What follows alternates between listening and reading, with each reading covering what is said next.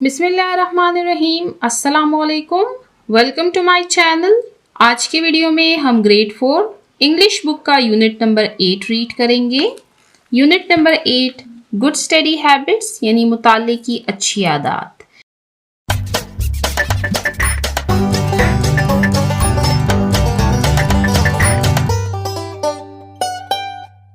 इस यूनिट पर हम ऑलरेडी 2 वीडियोस बना चुके हैं। फर्स्ट वीडियो में हमने लेसन की रीडिंग की, गुड स्टडी हैबिट्स। इसके अलावा हमने इनविटेशन यानी दावतनामा लिखना सीखा। सेकेंड वीडियो में हमने ओरल कम्युनिकेशन और रीडिंग एंड क्रिटिकल थिंकिंग के पोर्शंस को कवर किया। आज की वीडियो हम स्टार्ट करेंगे लैंग्वेज फोकस के पोर्शन से। लैंग्वेज फोकस, जुबान पे तवज्जो, वोकैबुलरी बिल्डिंग, अल्फाज की ज़ख़ीरा अंदोज़ी।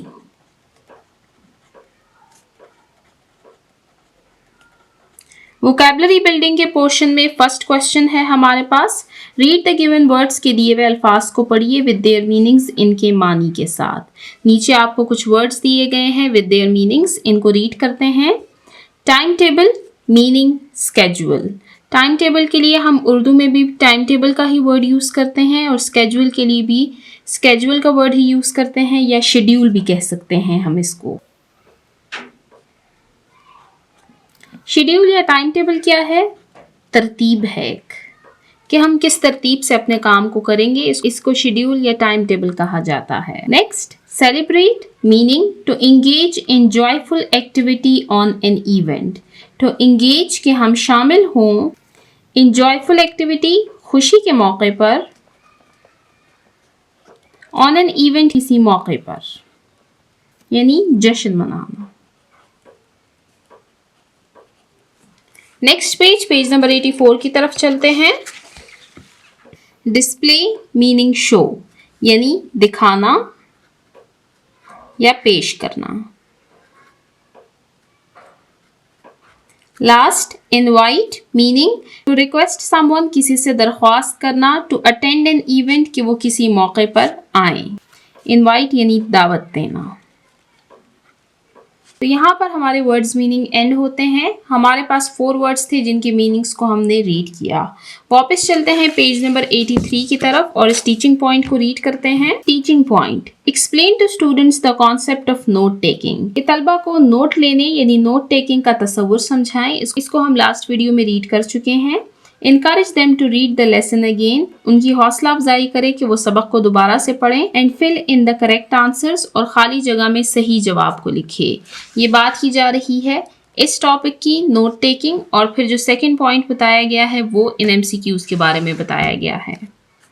Ask students to memorize vocabulary with meanings, कि तलबा को अल्फाज और उनके मानी याद करने की हिदायत करें। Ask them to use these words in their daily conversation, और इन्हें कहें कि ये अल्फाज अपनी रोज़मर्रा गुफ्तगू में इस्तेमाल करें। अब वापस चलते हैं पेज नंबर 84 की तरफ। वोकैबुलरी बिल्डिंग के पोर्शन में नेक्स्ट टॉपिक है हमारे पास एडजेक्टिव्स, इसमें सिफ्त। रीड में के पोर्शन को रीड करते हैं। Words which describe nouns in phrases or sentences are called adjectives. वो अल्फाज जो नाउन यानी इसम को जुमलों या फ़िक्रों में बयान करते हैं उन्हें adjectives यानी इसमें सिफ्त कहा जाता है। Two adjectives, 2 इसमें सिफ्त, may have a similar meaning, उनका एक जैसे मानी हो सकता है, with slight difference in usage, slight कहते हैं थोड़ा सा, difference फर्क, यूजेज इनके इस्तेमाल में, कि 2 इसमें सिर्फ एक जैसा मतलब रख सकती हैं लेकिन इस्तेमाल में थोड़ा सा फर्क हो सकता है। सबसे पहले मैं आपको एडजेक्टिव्स के बारे में समझाती हूँ, जो यहाँ पर आपको सेकंड पॉइंट बताया गया है, उसके बाद फिर इसको डिस्कस करेंगे। तो हमारे पास टॉपिक है एडजेक्टिव्स का, इसको उर्दू में कहा जाता है इसमें सिर्फ। एडजेक्टिव होता क्या है? An adjective is a word, ये ऐसे अल्फाज होते हैं that describes, जो बयान करते हैं a noun और pronoun, जो किसी नाउन या प्रोनाउन को मजीद बयान करते हैं। फॉर एग्जाम्पल, सारा इज अ ब्यूटिफुल गर्ल। अब जो ब्यूटीफुल है ये मजीद इंफॉर्मेशन दे रहा है, मजीद डिस्क्राइब कर रहा है इस नाउन को, यानी इसकी खूबी बयान कर रहा है। एडजेक्टिव्स ऐसे अल्फाज हैं जो किसी नाउन की खूबी, खामी, हालत, रंग, मिकदार या तादाद को बयान करते हैं। इसकी काफ़ी सारी टाइप्स हैं, वो हम फिर आगे रीड करेंगे। तो यहाँ पर हमने रीड किया एडजेक्टिव्स के बारे में। अब यहाँ पर जो सेकंड पॉइंट आपको दिया गया है उसमें ये बयान किया गया है कि दो एडजेक्टिव्स के सेम मीनिंग हो सकते हैं लेकिन उनके यूजेज में थोड़ा सा डिफरेंस आता है। जैसे यहाँ पर आपको कुछ वर्ड्स दिए गए हैं, इनको रीड करते हैं, मैं आपको समझाती हूँ तो आपको ये कॉन्सेप्ट क्लियर हो जाएगा। फॉर एग्जाम्पल हमारे पास दो एडजेक्टिव्स हैं यहाँ पर, न्यू एंड फ्रेश। न्यू कहते हैं नए को, फ्रेश कहते हैं ताज़ा। अब इसमें और इसमें इनके यूजेज में क्या डिफरेंस है? जो न्यू है ये अशिया के लिए इस्तेमाल होती है, जबकि फ्रेश का इस्तेमाल हम ताज़ा खाने या हाल ही में बनी हुई चीज़ों के लिए करते हैं। Obedient, dutiful. ओबीडियंट फर्माबरदार, ड्यूटीफुल जिम्मेदार। ओबीडियंट का मतलब है वो जो खुशी से उसूल या हिदायत मानता हो, और ड्यूटीफुल का मतलब है वो जो अपने फ़राइज़ या जिम्मेदारी के मुताबिक काम करे। Next, great and amazing. Great ज़बरदस्त या अजीम, अमेजिंग हैरत अंगेज। Last, silent and quiet. Silent कहते हैं खामोशी को, क्वाइट खामोश या पुरसुकून। अब इन दोनों में डिफरेंस क्या है? साइलेंट जहां पर बिल्कुल आवाज ना हो, और क्वाइट कहते हैं बहुत कम या नरम आवाज। तो यहाँ पर आपने देखा कि हमारे पास यहाँ पर कुछ सिनोनिम्स दिए गए थे, यानी ये ऐसे वर्ड्स हैं जिनके सेम मीनिंग्स हैं लेकिन फिर भी इनके यूजेज में थोड़ा सा फर्क आता है। क्वेश्चन को रीड करते हैं। रीड द गिवन एडजेक्टिव्स, के दिए हुए एडजेक्टिव्स को रीड कीजिए and use them in your own sentences, और इनको अपने जुमलों में इस्तेमाल कीजिए। तो सेंटेंसेस को रीड करते हैं। Unit number 8, good study habits. Adjective. First pair of adjective है हमारे पास new and fresh. I bought a new book yesterday, कि कल मैंने एक नई किताब खरीदी। I ate some fresh fruits from the garden, मैंने बाग से कुछ ताज़ा फल खाए। आप यहाँ पर देख सकते हैं ये नॉन लिविंग ऑब्जेक्ट्स के लिए यूज़ किया गया है, यानी थिंग्स के लिए इसका इस्तेमाल किया जाता है, जबकि फ्रेश का इस्तेमाल किया जाता है ताज़ा खाने या हाल ही में बनी हुई चीज़ के लिए। Second pair of word, obedient and dutiful. Obedient यानी फर्माबरदार, ड्यूटीफुल यानी जिम्मेदार।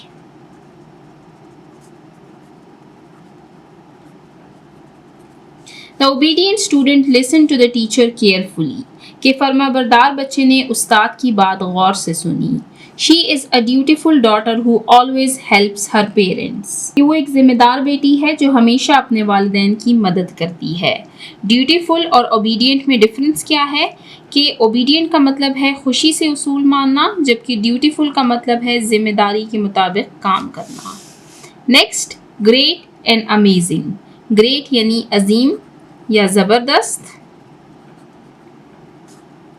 अमेजिंग हैरत अंगेज। He is a great singer, वो एक ज़बरदस्त गुलकार है। The magician performed an amazing trick, जादूगर ने एक हैरत अंगेज करतब दिखाया। Last, silent and quiet। Silent खामोशी, quiet का भी मतलब है खामोश। The room was silent at midnight, आधी रात को कमरा बिल्कुल खामोश था। The library is quiet during study hours, library मुताले के औकात में पुरसुकून रहती है। साइलेंट और क्वाइट में मैंने आपको डिफरेंस बताया है। यहाँ पर बिल्कुल खामोशी की बात की जा रही है, जबकि क्वाइट बहुत कम या नरम आवाज को कहा जाता है। तो यहाँ पर हमने इन दिए हुए वर्ड्स के सेंटेंसेस को रीड किया। यहाँ पर ये टॉपिक था हमारे पास एडजेक्टिव्स का। हमने एडजेक्टिव्स के बारे में रीड किया कि ये ऐसे वर्ड्स होते हैं जो नाउन या प्रोनाउन को मजीद डिस्क्राइब करते हैं। नाउन या प्रोनाउन की quality, quantity, size, shape, colour, number, condition या ओरिजिन को बयान किया जाता है। तो यहाँ पर हमारा एडजेक्टिव्स का टॉपिक एंड होता है। अब चलते हैं नेक्स्ट टॉपिक की तरफ, जो कि है लर्निंग टू स्पीक, यानी स्पेलिंग सीखिए। Fill in the missing letters to complete the words. नीचे आपको कुछ वर्ड्स दिए गए हैं, इनमें स्पेलिंग्स मिसिंग है, हमें इन स्पेलिंग्स को कंप्लीट करना है ताकि ये वर्ड्स कंप्लीट हो सके। ये वर्ड्स आपको इस लेसन से ही दिए गए हैं, तो आप इनको इस लेसन से ढूंढ सकते हैं। फर्स्ट है IM-ROVE। यहाँ पर ब्लू से मैं ऑलरेडी लिख चुकी हूँ, तो इसको दूसरे कलर से सॉल्व करते हैं। IMPROVE इम्प्रूव यानी बेहतर करना। -ISPLAY DISPLAY डिस्प्ले यानी पेश करना। P-STER POSTER poster. Next CELBRATE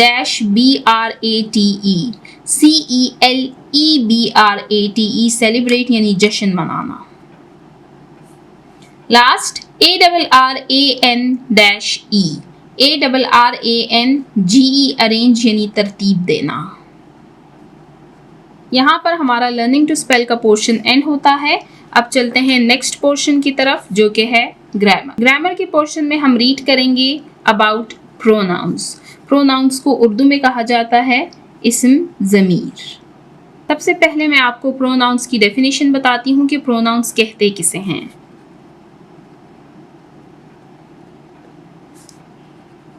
Words that are used instead of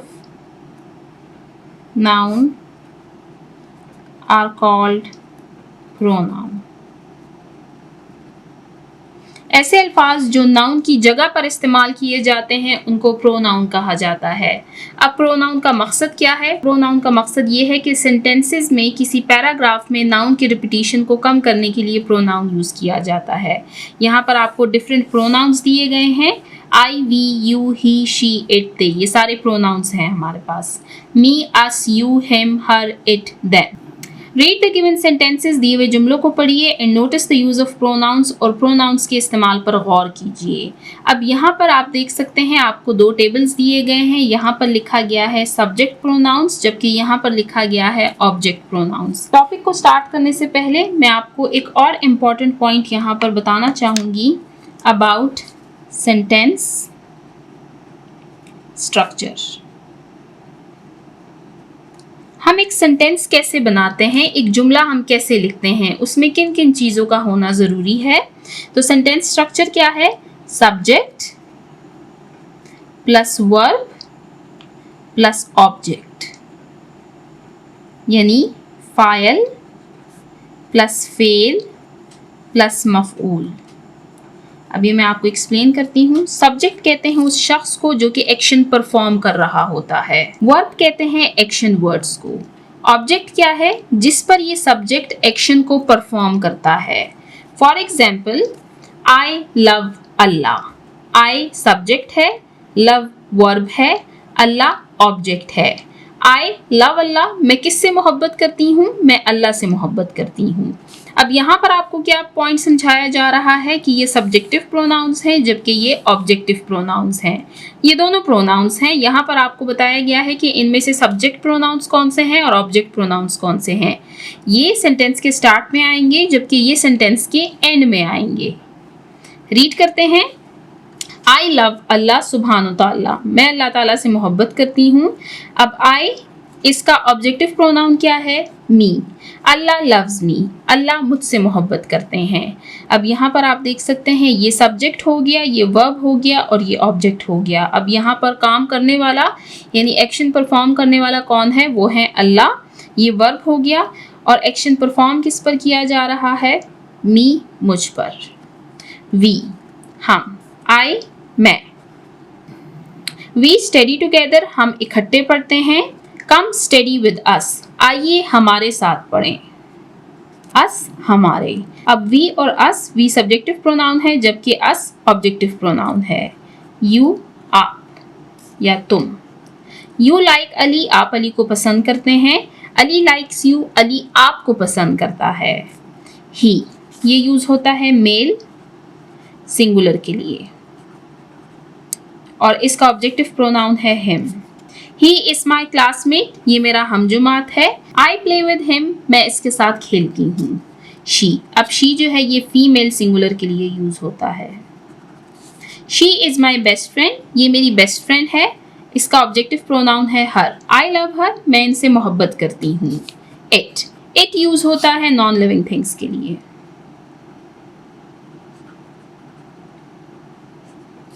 it is a colourful dress, ये एक रंगीन लिबास है। अब इसका ऑब्जेक्टिव प्रोनाउन भी इट ही है। माहा लाइक्स इट, माहा को ये पसंद है। अब आपने देखा कि यू और इट ये एज अ सब्जेक्ट और ऑब्जेक्ट सेम ही यूज होते हैं। दे, वो। दे गो टू द पार्क, वो पार्क गए हैं। Them, Ali also goes with them, Ali भी उनके साथ गया है। अब दे जो है ये प्लूरल यानी जमा के लिए इस्तेमाल किया जाता है। तो यहाँ पर हमने प्रोनाउंस के बारे में रीड किया। सबसे पहले हमने इसकी डेफिनेशन रीड की, फिर हमने सेंटेंस स्ट्रक्चर के बारे में रीड किया और फिर हमने सब्जेक्टिव एंड ऑब्जेक्टिव प्रोनाउंस के बारे में रीड किया। Explain the concept of adjectives bye giving examples, के बच्चों को एग्जाम्पल्स के जरिए एडजेक्टिव का कॉन्सेप्ट समझाएं। Familiarise students with different shades of meaning of similar adjectives, के बच्चों को मुतारिफ करवाएं ऐसे एडजेक्टिव्स जिनके मीनिंग सेम होते हैं। Have students recall the concept of pronouns as subjective and objective case. बच्चों को प्रोनाउन का टॉपिक दोबारा से याद दिलाएं कि हम इनको सेंटेंस में एज अ सब्जेक्ट और एज एन ऑब्जेक्ट कैसे यूज करते हैं। तो यहाँ पर हमारा प्रोनाउंस का टॉपिक एंड होता है। अब चलते हैं नेक्स्ट पेज, पेज नंबर 85। यहाँ पर अब हमारे पास प्रोनाउन की एक टाइप दी गई है। प्रोनाउंस की काफी सारी टाइप्स हैं, जिसमें से एक टाइप है पोजेसिव प्रोनाउंस। प्रोनाउंस के बारे में हम ऑलरेडी रीड कर चुके हैं।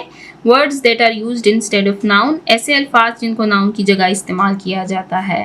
रीड करते हैं कि पोजेसिव प्रोनाउंस क्या हैं। Possessive pronouns are used to specify the ownership of an item, कि पोजेसिव प्रोनाउंस ऐसे प्रोनाउंस हैं जो किसी चीज की मलकियत को दिखाते हैं कि जो चीज है वो किसकी है। अब यहाँ पर हम ऐसे प्रोनाउंस को रीड करेंगे जिनका इस्तेमाल पोजेशन यानी मलकियत दिखाने के लिए इस्तेमाल किया जाता है।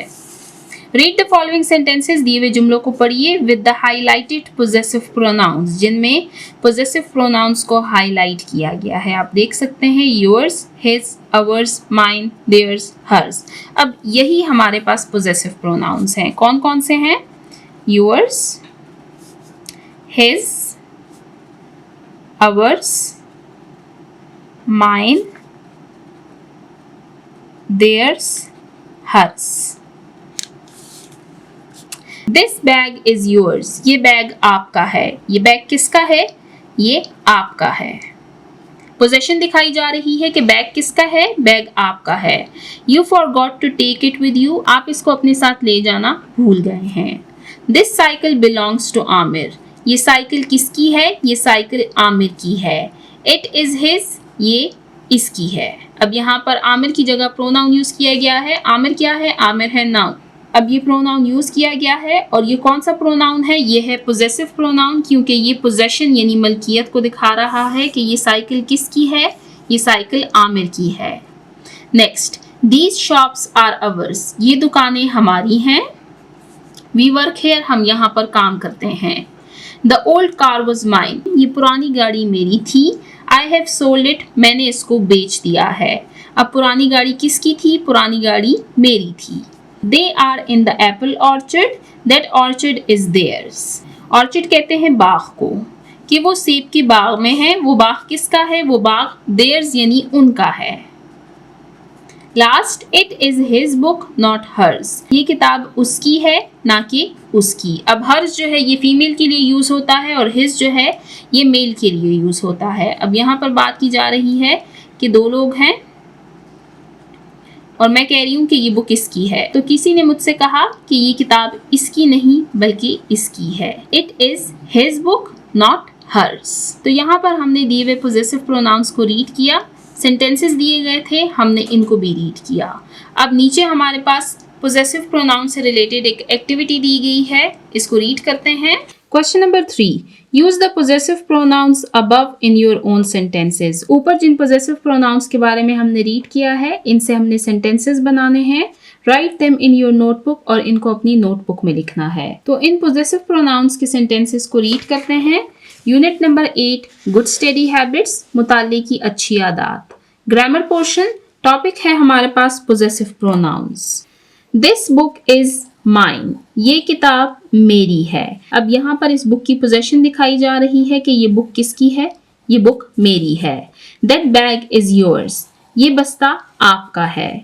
The red car is his, ये सुर्ख रंग की गाड़ी उसकी है। द डॉल इज हर्स, ये गुड़िया उसकी है। द गार्डन इज अवर्स, ये बाग हमारा है। द टॉयज आर देयर्स, ये खिलौने उनके हैं। द बुक इज गुड, किताब अच्छी है। बट इट्स कवर इज टोर, लेकिन इसका कवर फटा हुआ है। अब किसके कवर की बात की जा रही है? इस बुक के कवर की बात की जा रही है कि इसका कवर फटा हुआ है। तो यहाँ पर हमने 1 2 3 4 5 6 7 पोजेसिव प्रोनाउंस से सेंटेंसेस को रीड किया। मजीद सेंटेंसेस बनाइए आप और मेरे साथ कमेंट सेक्शन में शेयर कीजिए। यहाँ पर हमारा पोजेसिव प्रोनाउंस का टॉपिक एंड होता है। अब चलते हैं नेक्स्ट टॉपिक की तरफ। ग्रामर के पोर्शन में नेक्स्ट टॉपिक है हमारे पास use of can, can not and may not. अब यहाँ पर हमारे पास 4 वर्ड्स दिए गए हैं, can, can not, may not. Read me portion को रीड करते हैं कि इनका यूज हम कहाँ पर करते हैं। Can is use to show ability, can का इस्तेमाल हम वहां पर करते हैं जहां पर हम एबिलिटी यानी सलाहियत को दिखाते हैं। एबिलिटी क्या है? एबिलिटी सलाहियत को कहते हैं, किसी काम के करने को। यानी मैं लिख सकती हूँ तो मैं कहूंगी दैट आई कैन राइट, यानी मुझ में लिखने की सलाहियत मौजूद है। While cannot is used to show inability in sentences, जबकि cannot का इस्तेमाल किया जाता है जुमलों में inability दिखाने के लिए, यानी किसी काम के ना करने की सलाहियत। तो can और cannot के बारे में हमने रीड किया कि ability को दिखाने के लिए हम can का इस्तेमाल करते हैं, जबकि inability को शो करने के लिए हम cannot का इस्तेमाल करते हैं। Next, may can be used to ask for permission, may का इस्तेमाल किया जाता है इजाज़त लेने के लिए। While may not is used to deny permission in sentences, जबकि may not का इस्तेमाल जुमलों में तब किया जाता है जब आप किसी को इजाज़त ना दें, यानी किसी को किसी चीज़ से रोकें, मना करें। Read the given sentences, दिए हुए जुमलों को पढ़िए and notice the use of can, cannot and may not, और दिए हुए जुमलों में can, cannot, may not के इस्तेमाल पर गौर करें। 7 can work, 7 काम कर सकता है। अब यहाँ पर उसकी एबिलिटी दिखाई जा रही है कि वो ये काम कर सकता है इन अ बैंक में। अब बैंक में काम करने का अपना एक तरीका है, साथ में वो एबिलिटी मौजूद है कि वो बैंक में काम कर सकता है। But he can not teach in a school, इसी तरह स्कूल में पढ़ाने का अपना एक तरीका है और साथ में वो एबिलिटी मौजूद नहीं है कि वो एक स्कूल में पढ़ा सके। तो यहाँ पर इस्तेमाल किया गया है can not. He can ride a bike, वो बाइक चला सकता है। But he can not drive a car, लेकिन वो गाड़ी नहीं चला सकता। अब यहाँ पर उसकी एबिलिटी दिखाई जा रही है कि वो एक बाइक चला सकता है। बाइक चलाने का अपना तरीका है, गाड़ी चलाने का अपना तरीका है। अब गाड़ी चलाने की एबिलिटी उसमें मौजूद नहीं है, इसलिए कैन नॉट का इस्तेमाल किया गया है। यहाँ पर इनएबिलिटी को शो किया गया है। Next, may I go to drink water. अब यहाँ पर परमिशन मांगी जा रही है। जिस तरह आप बच्चे जब क्लास से बाहर जाते हैं तो अपने टीचर से परमिशन लेते हैं, तो तब आप मे का इस्तेमाल करते हैं। May I go to drink water, may I use your pencil, क्या मैं आपकी पेंसिल इस्तेमाल कर सकता हूँ। अब यहाँ पर आप देख सकते हैं क्वेश्चन मार्क है क्योंकि इजाज़त मांगी जा रही है। You may not leave the class now, may I go to drink water, क्या मैं पानी पीने के लिए जा सकती हूँ। अब यहाँ पर आप देख सकते हैं मे नॉट का इस्तेमाल किया गया है, यानी इनको परमिशन नहीं दी गई। You may not leave the classroom now, आप अभी क्लासरूम नहीं छोड़ सकते। तो यहाँ पर इन सेंटेंसेस में हमने can, can not, may not के यूज के बारे में रीड किया। कैन का इस्तेमाल हम करते हैं to show ability, can not का इस्तेमाल हम करते हैं टू शो इनएबिलिटी। मे का इस्तेमाल हम करते हैं to ask for permission, may not का इस्तेमाल हम करते हैं टू डिनाई परमिशन। नीचे आपको एक्टिविटी दी गई है, इसको रीड करते हैं। Make 2 sentences of your own, 2 जुमले बनाइए using can, can not and may not. Each in your notebook. हमने सेंटेंसेस बनाने हैं कैन नॉट, मे नॉट से अपने नोटबुक में। तो सेंटेंसेस को रीड करते हैं। Unit number 8 good study habits, मुताले की अच्छी आदत। पोर्शन है हमारे पास ग्रामर पोर्शन। यहाँ पर सेंटेंसेस मैं ऑलरेडी लिख चुकी हूँ, इनको रीड करते हैं। Can not. I can swim very well. मैं बहुत अच्छे तरीके से तैराकी कर सकती हूँ। अब यहाँ पर एबिलिटी दिखाई जा रही है कि मैं स्विमिंग कर सकती हूँ। She can solve this problem easily. वो आसानी से इस मसले को हल कर सकती है। यहाँ पर उसकी एबिलिटी दिखाई जा रही है to solve the problem. Can not के 2 सेंटेंसेस हैं। He can not speak English. वो इंग्लिश नहीं बोल सकता। अब यहाँ पर इनएबिलिटी दिखाई जा रही है। We cannot open this door without the key. हम चाबी के बगैर इस दरवाजे को नहीं खोल सकते। इनएबिलिटी को शो किया जा रहा है। यहाँ पर हमने कैन और कैन नॉट के 2 सेंटेंसेस को रीड किया। अब रीड करते हैं मे और मे नॉट के 2 सेंटेंसेस को। You may go now. आप अभी जा सकते हैं। देखिए यहाँ पर हमने सेंटेंस रीड किया था, मे I go to drink water. क्या मैं पानी पीने के लिए जा सकती हूँ? तो टीचर कहेंगी यू मे गो नाउ। जी हाँ, आप अभी जा सकते हैं। May I ask a question. क्या मैं आपसे एक सवाल पूछ सकती हूँ? अब यहाँ पर परमिशन मांगी जा रही है, जबकि यहाँ पर परमिशन दी जा रही है। दोनों जगहों पर हम मे का इस्तेमाल करेंगे। Next, you may not use my phone. आप मेरा फोन इस्तेमाल नहीं कर सकते। You may not talk during the exam. आप इम्तिहान के दौरान बात नहीं कर सकते। अब यहाँ पर परमिशन को डिनाई किया जा रहा है। परमिशन डिनाइड, इजाजत नहीं दी जा रही। तो यहाँ पर हमने 2 सेंटेंसेस रीड किए मे और मे नॉट के बारे में। यहाँ पर हमारा use of can not and may not का टॉपिक एंड होता है। अब चलते हैं नेक्स्ट टॉपिक की तरफ। ग्रामर के पोर्शन में नेक्स्ट टॉपिक है हमारे पास एडवर्ब्स का। रीड मी पोर्शन को रीड करते हैं। Words which add meaning to the verbs, adjectives and adverbs are called adverbs. कि ऐसे अल्फाज जो वर्ब, एडजेक्टिव और एडवर्ब्स की वजाहत करते हैं, इनको एडवर्ब्स कहा जाता है। यहाँ पर बहुत एम्बिगुअस सी डेफिनेशन आपको दी गई है। ये टॉपिक मैं आपको समझाती हूँ डिटेल से, क्योंकि हम इस टॉपिक को फर्स्ट टाइम रीड कर रहे हैं। ये हमारे पास नेक्स्ट पार्ट ऑफ स्पीच है। पार्ट ऑफ स्पीच में हम नाउन, प्रोनाउन, एडजेक्टिव्स को रीड कर चुके हैं। आर्टिकल्स के बारे में भी हम रीड कर चुके हैं। अब ये हमारे पास 5th पार्ट ऑफ स्पीच है, एडवर्ब्स। तो यहाँ पर डेफिनेशन हमने रीड की कि ऐसे अल्फाज जो कि वर्ब, एडजेक्टिव और एडवर्ब्स की मजीद वजाहत करते हैं, उनको एडवर्ब्स कहा जाता है। अब मैं आपको एग्जाम्पल्स के जरिए समझाती हूँ कि ये वर्ब, एडजेक्टिव और एडवर्ब की वजाहत कैसे करते हैं। For example, she runs. अब शी क्या है? ये हमारे पास प्रोनाउन है। रन्स है हमारे पास वर्ब। अब ये वर्ब की मजीद वजाहत करते हैं। She runs quickly. अब क्विकली हमारे पास क्या है? ये हमारे पास एडवर्ब है।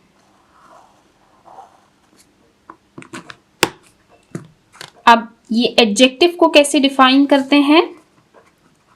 द बॉय, द आर्टिकल है, बॉय हमारे पास नाउन है। The boy is very intelligent. अब ये देखें आप, बॉय नाउन है, इंटेलिजेंट जो है ये एडजेक्टिव है,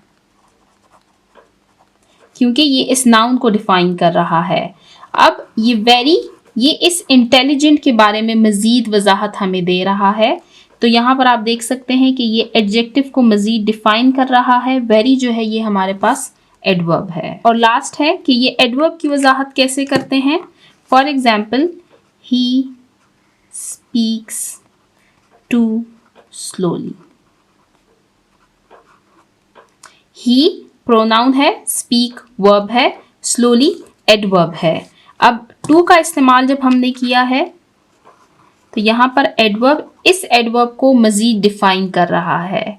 आई होप यहाँ तक आपको ये क्लियर हो चुका होगा कि एडवर्ब कैसे वर्ब, एडजेक्टिव और एडवर्ब की मजीद वजाहत करते हैं। अब अगर हम इसकी फॉर्मेशन की बात करें, यानी एडवर्ब्स को बनाया कैसे जाता है, तो mostly adjective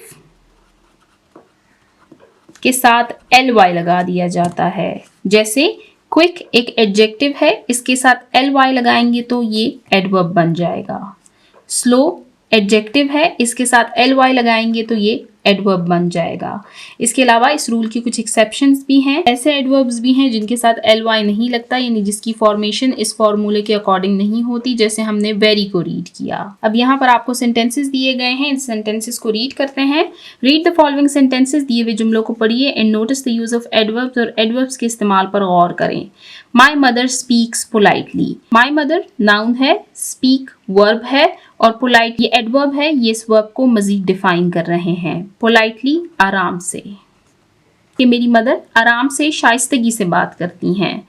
the birthday party was decorated beautifully. Birthday party को बहुत खूबसूरत अंदाज में सजाया गया था। डेकोरेटेड हमारे पास एडजेक्टिव है और ब्यूटिफुली एडवर्ब है। She wrote a story neatly. उसने बहुत सफाई से कहानी को लिखा। Next, she cleans the room हरिडली। उसने जल्दबाजी में अपना कमरा साफ किया। The old women walked slowly. बूढ़ी खातून आराम आराम से आहिस्ता आहिस्ता से चल रही है। अब ओल्ड वोमेन जो है वो कैसे वॉक कर रही है, ये वर्ब है। ये वर्ब को मजीद डिफाइन कर रहा है कि वो आराम आराम से चल रही है। ऊपर में आप देखें, शी क्लीन्स, उसने साफ किया द रूम, कमरा। कैसे किया? हरिडली, जल्दबाजी में। यहाँ पर मैं आपको एक पॉइंट बताना भूल गई हूँ। जो एडवर्ब्स हैं उनका इस्तेमाल अक्सर क्वेश्चन के आंसर्स देने में किया जाता है। ऐसे क्वेश्चंस जिनमें वर्ड्स यूज हुए हो हाउ, यानी ऐसे क्वेश्चन जो कि इन वर्ड से स्टार्ट हुए हो। How, when, where, how often, to what extent. For example,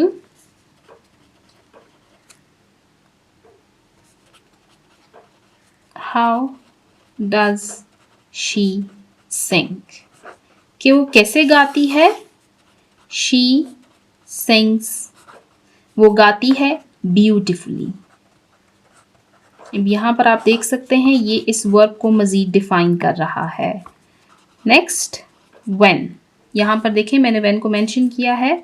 When will he come? वो कब आएगा? He will come tomorrow।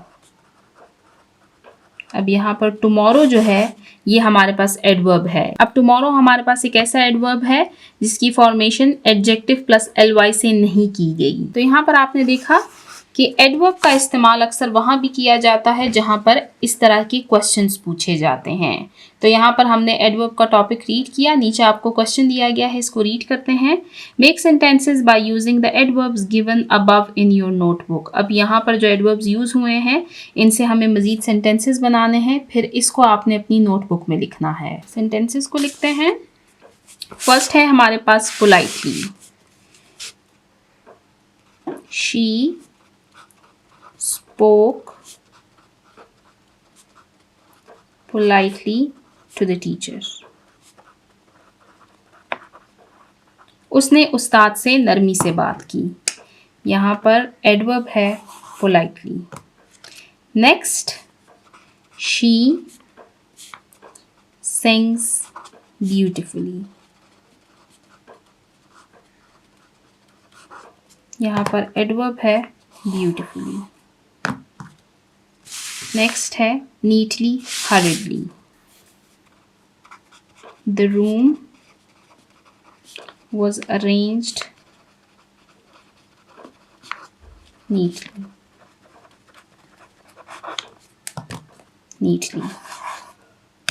Next है hurriedly। He ate his breakfast hurriedly। उसने जल्दबाजी में अपना नाश्ता किया। और लास्ट है हमारे पास slowly। She spoke slowly so everyone could understand।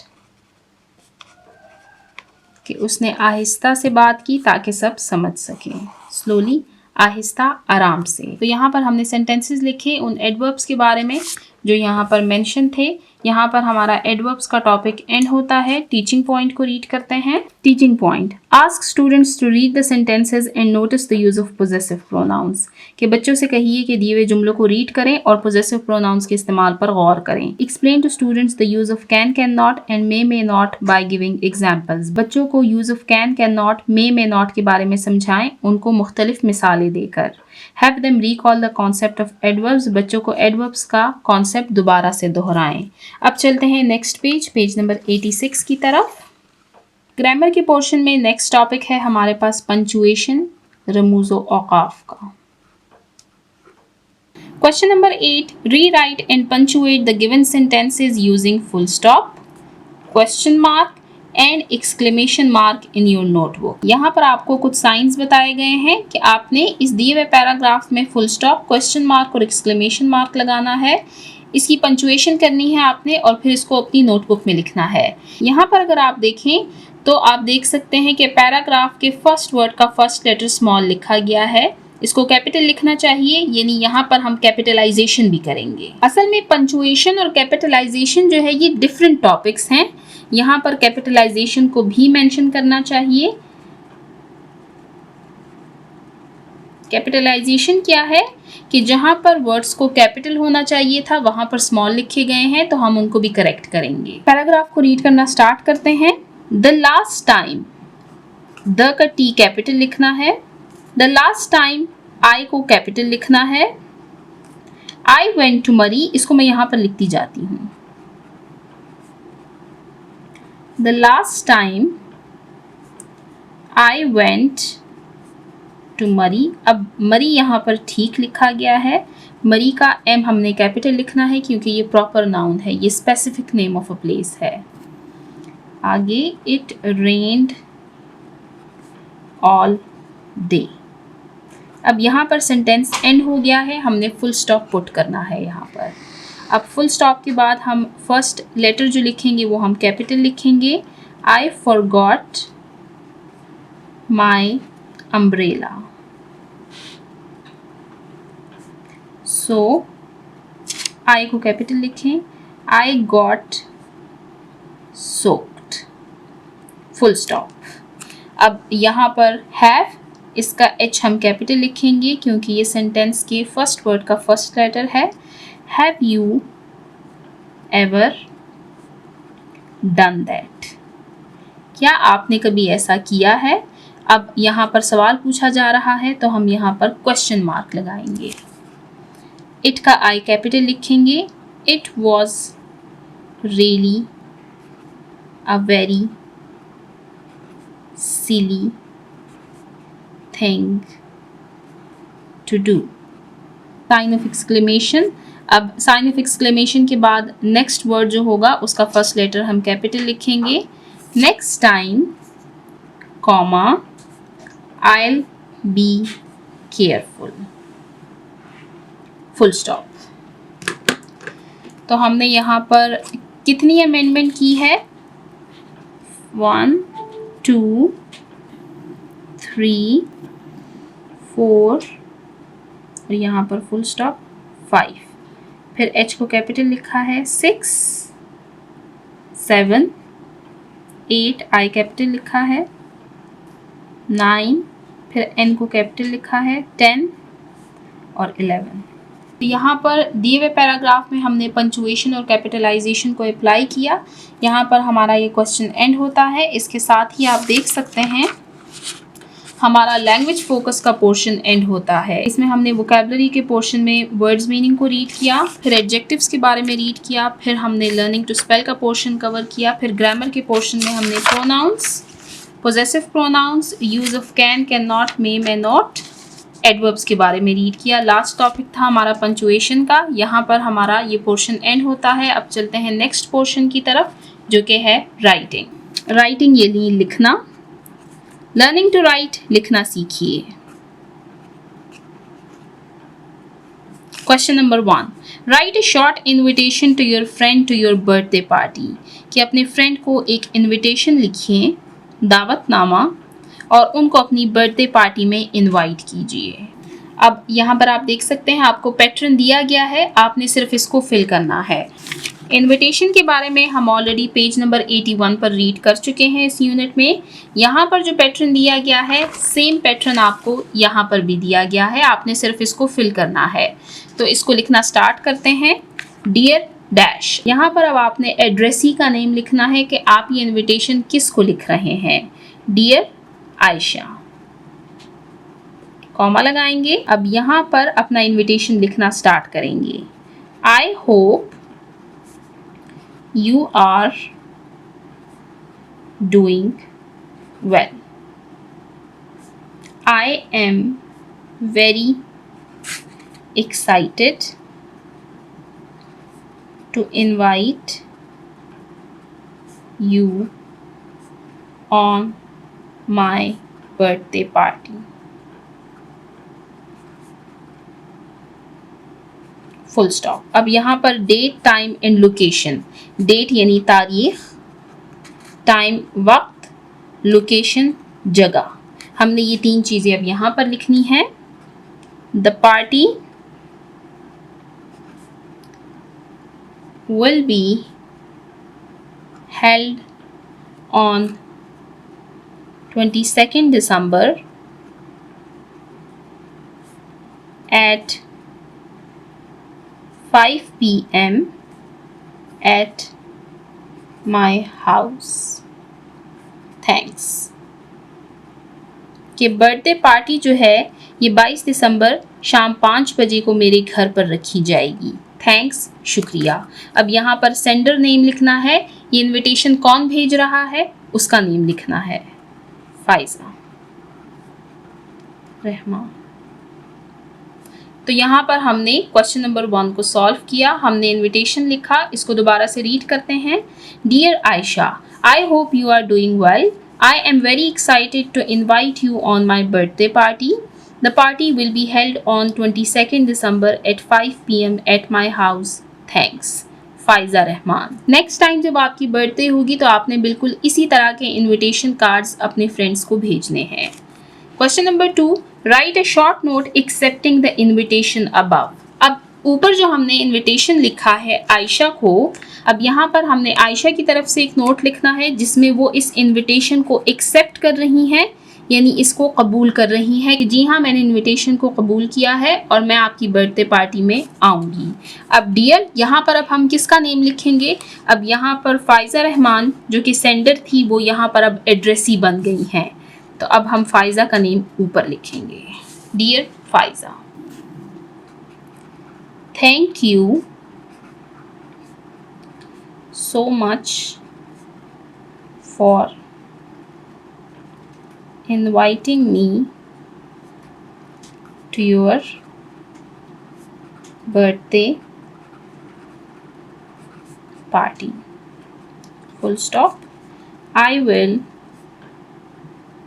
surely come and join you on your special day. Full stop. Your friend. अब यहाँ पर जो एड्रेसी थी वो अब यहाँ पर सेंडर बन गई हैं।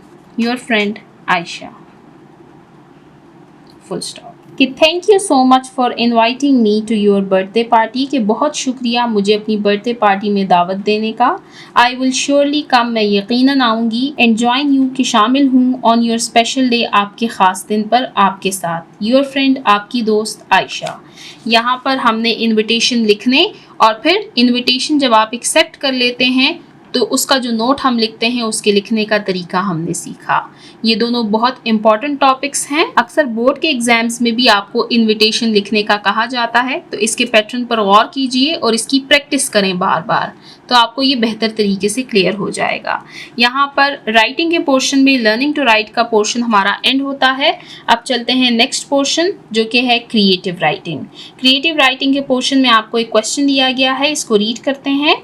मेक अ चार्ट बनाइए ऑफ योर ओन, खुद से, and write some classroom rules on it, और उस पर क्लासरूम रूल्स लिखिए। क्लासरूम रूल्स क्या है कि क्लासरूम में आपने किस तरीके से बैठना है, आपने पढ़ना कैसे है, आपने अपने फ्रेंड्स और अपने क्लास फेलोज के साथ किस तरीके से इंटरेक्ट करना है। यहाँ पर मैं आपको चार्ट बना के तो नहीं दिखा रही, लेकिन मैं आपको कुछ क्लासरूम रूल्स लिख देती हूँ।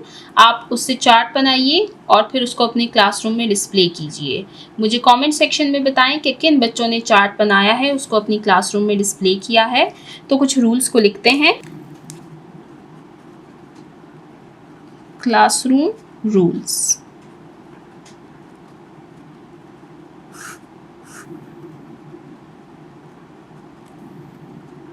Speak politely.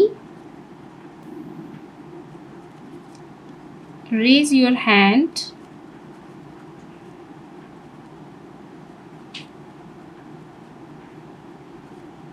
Before speaking.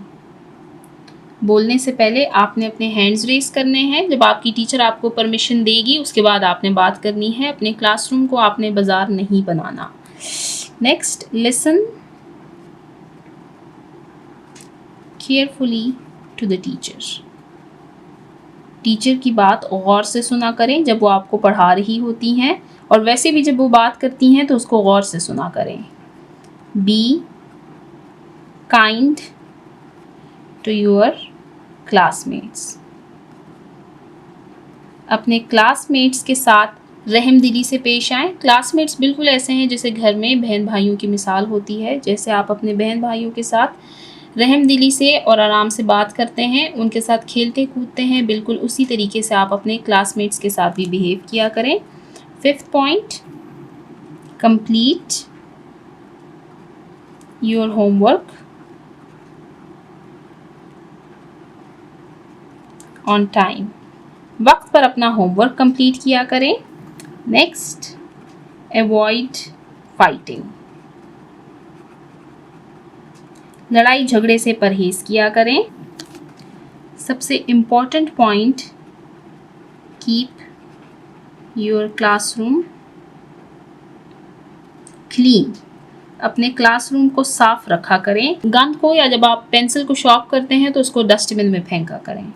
Next, do not shout और मेक नॉइज। चिल्लाया ना करें और शोर मत किया करें। Be on time. वक्त का ख्याल रखा करें। अपनी क्लास पर वक्त पर आया करें। Last, line up quietly when leaving the class। जब छुट्टी के टाइम आप क्लास को छोड़ रहे होते हैं तो कतार बनाकर और खामोशी से निकला करें। चेयर्स वगैरह को ख़राब ना किया करें, क्योंकि कल आपने वापस इसी क्लास में आना है और वापस इसी क्लास में बैठना है, तो बेहतर ये है कि क्लासरूम अरेंज रहे। तो यहाँ पर हमारा ये क्वेश्चन एंड होता है, जिसमें मैंने आपको 10 क्लासरूम रूल्स लिख कर दिए हैं। इसको आपने चार्ट पर लिखना है और फिर आपने इसको क्लासरूम में डिस्प्ले करना है। मुझे फिर कमेंट सेक्शन में बताना है कि किन बच्चों ने चार्ट बनाया है और अपनी क्लासरूम में उसको डिस्प्ले किया है, और इन रूल्स को आपने फॉलो भी करना है। यहाँ पर हमारा क्रिएटिव राइटिंग का पोर्शन एंड होता है। टीचिंग पॉइंट को रीड करते हैं। Have students recall the rules of punctuation learned earlier, कि बच्चों को पंचुएशन के रूल्स दोहराएं जो कि उन्होंने पहले पढ़े हैं। Tell students about informal letters, बच्चों को गैर रस्मी खतूत के बारे में बताएं। इनफॉर्मल लेटर्स यानी गैर रस्मी खतूत वो खतूत होते हैं जो हम अपने करीबी रिश्तेदारों, फ्रेंड्स या फिर जानने वालों को ज़ाती बातें, ख्यालात, खैरियत या पैगाम देने के लिए लिखते हैं। जैसे ये जो इनविटेशन है ये इनफॉर्मल लेटर है, क्योंकि ये हम अपने फ्रेंड्स को लिखते हैं और अपनी ज़ाती ख्यालात या कोई पैगाम देने के लिए ये लिखते हैं। तो हमने रीड किया इनफॉर्मल लेटर्स के बारे में। Help them writing a short invitation on their own, और अपने स्टूडेंट्स की हेल्प करें कि वो एक शॉर्ट सा इन्विटेशन खुद लिखें। Encourage them to check their written work for correct spelling and punctuation, उनकी हौसला अफजाई करें उनका काम चेक करके। जो रिटन वर्क उन्होंने लिखा है, इन्विटेशन और पंचुएशन कैपिटलाइजेशन का जो पैराग्राफ है उसमें उनकी स्पेलिंग्स और पंचुएशन को चेक करें। तो यहाँ पर हमारा टीचिंग पॉइंट एंड होता है। इसके साथ ही हमारा unit number 8 good study habits and होता है। ये एक बहुत इंटरेस्टिंग यूनिट था जिसमें हमने गुड स्टडी हैबिट्स के बारे में रीड किया। इसके अलावा हमने कुछ जनरल गुड मैनर्स के बारे में भी रीड किया। इसके अलावा हमने ईटिंग हैबिट्स के बारे में रीड किया और एंड में अभी हमने क्लासरूम रूल्स के बारे में रीड किया। हमने काफ़ी सारे रूल्स सीखे हैं। मुझे उम्मीद है आप इनको अपनी प्रैक्टिकल लाइफ में अडॉप्ट करेंगे। तो आज की वीडियो को हम यहीं पर एंड करते हैं। इंशाल्लाह नेक्स्ट वीडियो में हम यूनिट नंबर 9 मैनर्स को रीड करेंगे। जिन्होंने अभी तक मेरे चैनल को सब्सक्राइब नहीं किया, काइंडली मेरे चैनल को सब्सक्राइब कीजिए ताकि हर आने वाली वीडियो आपको टाइमली मिल सके। Thank you.